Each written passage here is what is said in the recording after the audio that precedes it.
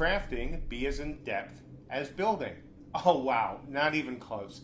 Crafting is going to be so much more in depth than building. What you've seen with building is really cool.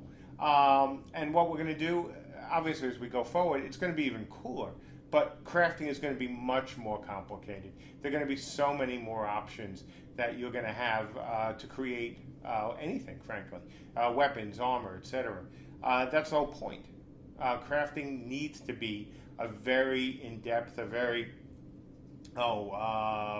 horizontal system where you're going to be able to create so many different things and do so many things with it. So yes, by far more in depth than building. So what's the core system for crafting? Obviously, we have not designed the system yet.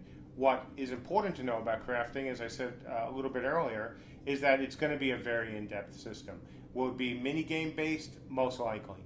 Will it be repetitive so that you'll have to create thousands of whatevers in order to level up or to make any money? No, don't have to do that again. Nor do we need to see a system like that again. Crafting is going to take much more time to create a single item. Obviously, the more powerful the item, the longer it's going to take. I don't want our crafters spending, hours just grinding and grinding and grinding arrows. I mean, that's really not fun. So the mechanic, we hope, will be fun, and it will certainly not require, again, 12 hours of grinding every day. It will take time, just as I've talked about before. It's not something you can just come into and dump some money and immediately level up your character. So, how will magic work in Camelot Unchained? Really, really important question. What I can say for now is that I want to put a bit more, frankly, magic into the magic. And I've seen this quote before. It's a quote I got from an article, I believe it was written for MMORPG, as a matter of fact. And, when I heard that, I was like, yeah, that's exactly what I want to do with this game. So, will the game be all, pew-pewing, with magic missiles or fireballs or things like that? No. We need to do better. We want to do better. So, the magic system of this game will be, I hope, a combination of some, yes, absolutely old school stuff, but also looking at magic and, again, just make it more magical.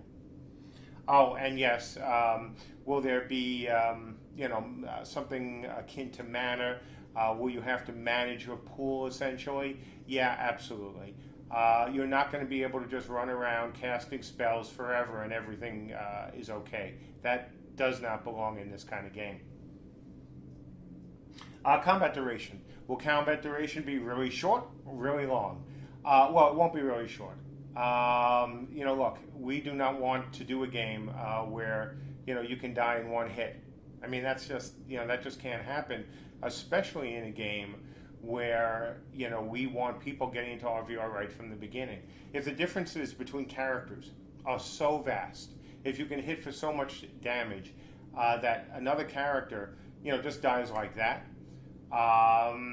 it's not going to be a lot of fun for these new guys. They won't be able to get in. They won't be able to enjoy themselves. Will combat last a long time between two players? Well, I hope not either, because then that's going to get boring. But there is a medium, and we're going to find it. But I can guarantee you, it's not going to be designed so that you could walk up to a character, breathe on them, and they die. Well, unless you have a dragon. But any chance of a Mac or Linux client? Chance, yes. Likely, probably not. Not that we have anything against Macs, since most of the machines out there are Macs. And, I go back to the very, very early days of Linux myself.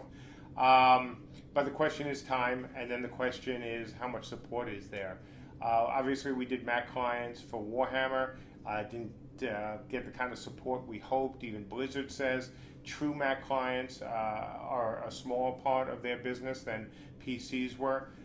Do we want it to run on Boot Camp? Obviously, yes. Would we love to be able to make it work on Mac? I'll say the same thing I've said to anyone who's asked me about this through the contact button. If there's enough demand for it, and we can make a client that actually works well, because you've seen what we're trying to do, you see how important frame rate is to us, then if we can do both, I will absolutely consider it. Can a non-Veil Walker get out of the veil any other way besides dying. And the timer, yes, you'll have ways of getting out as well. If I'm going to put in a mechanism like this, there needs to also be an escape valve. Once again, balance.